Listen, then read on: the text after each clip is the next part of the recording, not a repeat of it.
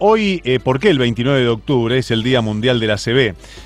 Este día se lleva a cabo para generar conciencia claramente sobre esta patología que en Argentina sucede uno cada 4 minutos, y estoy en contacto con María Cristina Zurrú, que es jefa de la sección de enfermedad cerebrovascular del Servicio de Neurología del Hospital Italiano de Buenos Aires. Doctor, ¿cómo le va? Sebastián Shapiro lo saluda en Duplex, aquí en L2 de Bahía Blanca. Gracias por ¿Qué atendernos, María tal? Cristina. ¿Qué tal? ¿Cómo está? Pero muy Gracias a bien. ustedes por el llamado y por difundir esta información. Por favor. Bueno, antes de meternos en el tema ACV, cuéntenos cómo está viviendo tema COVID en este momento dentro del nosocomio donde usted trabaja.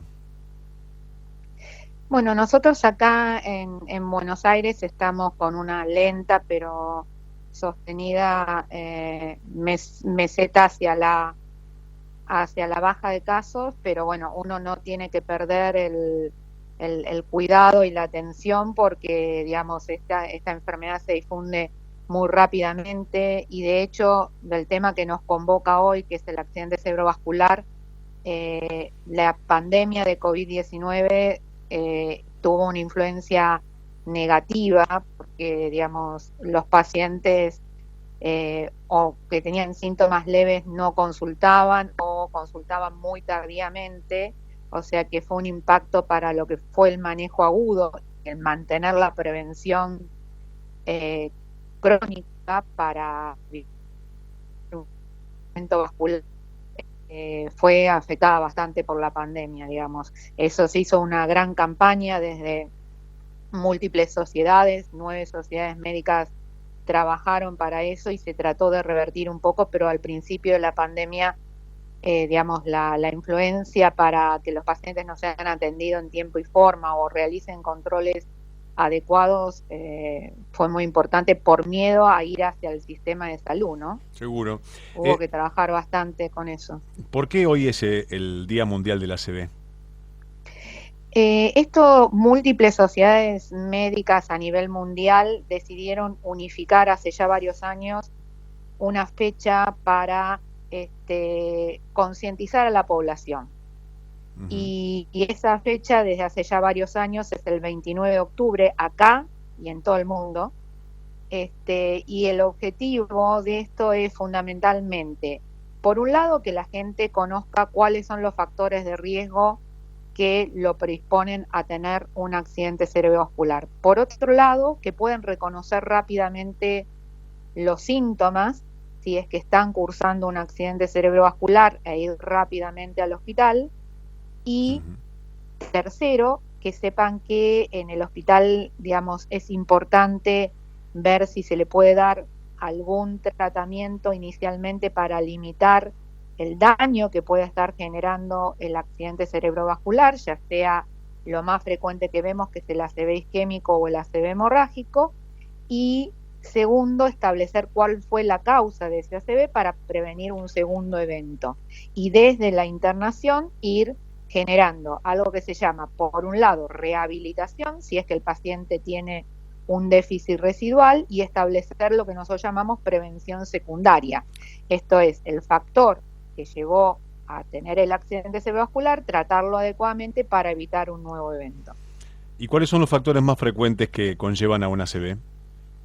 Toda la enfermedad vascular, ya sea coronaria o cerebral, comparte los mismos factores de riesgo. El más frecuente, sin lugar a dudas, es la hipertensión arterial, que alcanza casi el 70-80% en la gran mayoría de las series de pacientes que han tenido o eventos cerebrales o eventos coronarios.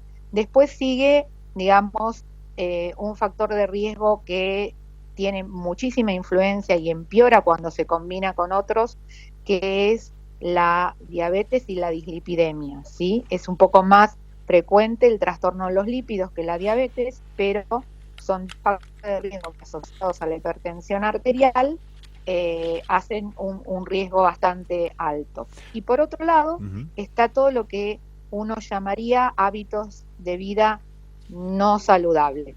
Esto quiere decir la gente que tiene sobrepeso, que es sedentaria, que no se alimenta en forma adecuada. Hoy por hoy la dieta más recomendada es la dieta mediterránea, la dieta que muchos de nuestros abuelos que venían del sur de Europa, y que es una dieta mucho más equilibrada, con aceite de oliva, digamos. Hoy por hoy los cambios en los hábitos de comida está haciendo que aumente la obesidad, ¿sí? Sumado al sedentarismo. Ujú. Hoy uno está más tiempo con la computadora, con juegos, con tecnología y hace menos deporte. María Cristina, le quiero preguntar Sí. cuáles son los primeros indicios cuando una persona tiene ACV y cuál es la mejor manera de actuar ante ello, no solamente por la persona que lo está sufriendo, sino quienes pueden estar circunstancialmente al lado y puedan ayudar a morigerar los síntomas posteriores. Tal cual.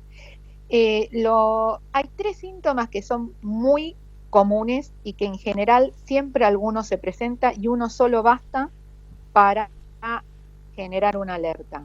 Y si tuviera los tres síntomas, uno diría que ese paciente tiene más de un 87% de chance de estar teniendo una ACV.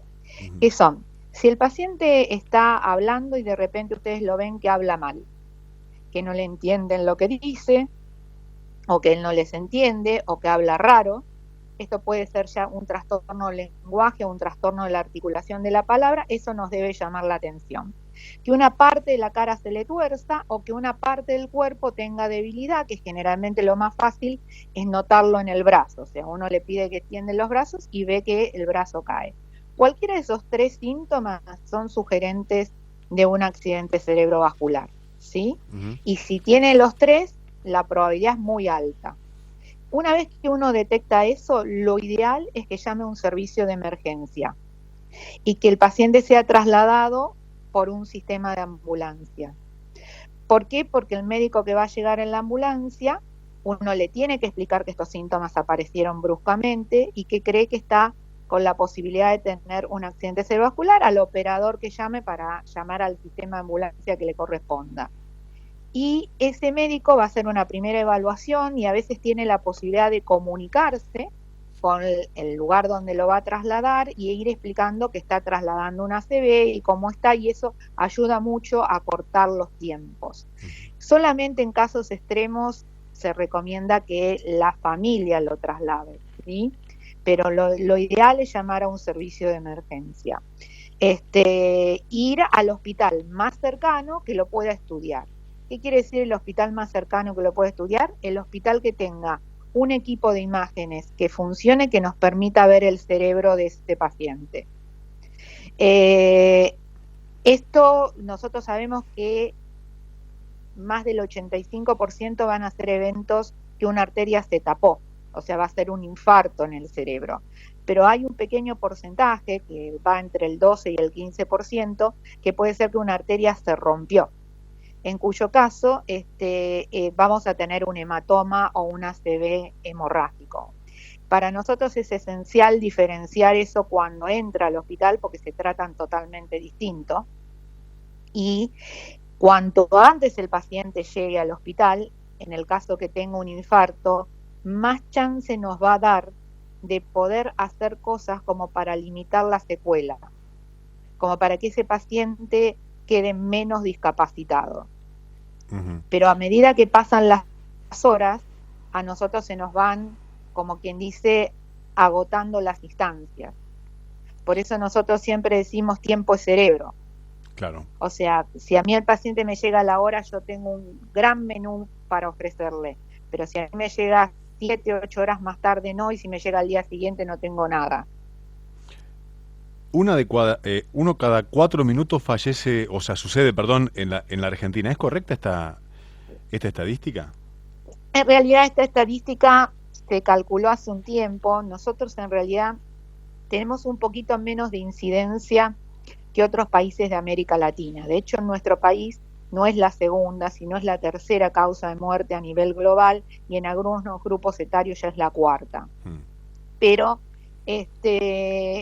digamos, lo que uno tiene que saber que es una patología hiperfrecuente, cada vez más frecuente con la edad, o sea, a partir de los 50 años, las tasas de incidencia y prevalencia se duplican, que es una patología muy manejable en prevención primaria, controlando los factores de riesgo, haciendo controles en salud, y que si un paciente se recupera de un accidente cerebrovascular, es importante establecerle o sea, ese paciente ya por haber tenido uno aumenta sustancialmente su riesgo, entonces ese paciente tiene que tener un muy buen seguimiento en prevención secundaria, ¿no? Y jerarquizar la rehabilitación de estos pacientes, ya que muchos al cabo de unos meses vuelven a estar funcionales o parcialmente independientes.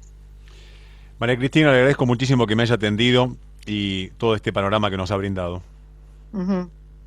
Así que yo le agradezco a ustedes la difusión y la verdad, año a año nos están ayudando a poder concientizar a la población. Es lo más importante. María Cristina, un Uh-huh. abrazo a la distancia. Gracias por este momento. Igualmente, Gracias. un cordial saludo. Igualmente. Gracias.